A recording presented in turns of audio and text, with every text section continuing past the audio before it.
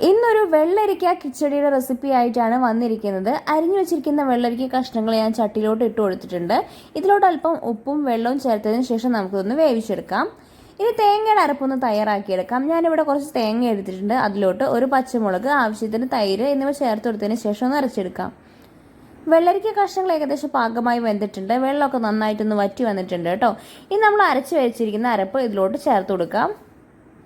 ഇത് നന്നായിട്ടൊന്ന് മിക്സ് ചെയ്തെടുക്കാം. ആവശ്യത്തിന് ഉപ്പ് നമുക്ക് ഈ സമയത്ത് ചേർത്ത് കൊടുക്കാവുന്നതാണ് കേട്ടോ.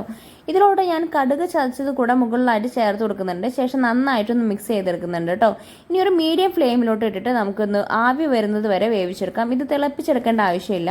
ഇനി നമുക്കിതിലോട്ടുള്ള വറവൊന്ന് തയ്യാറാക്കിയെടുക്കാം. അതിനായിട്ട് വെളിച്ചെണ്ണ ഒഴിച്ച് ചൂടാക്കിയതിന് ശേഷം കടുക്, ഉലുവ, പച്ചമുളക്, കറിവേപ്പില എന്നിവ ഇട്ട് കൊടുത്തതിന് ശേഷം നമുക്ക് നന്നായിട്ടൊന്ന് താഴിച്ചെടുക്കാം.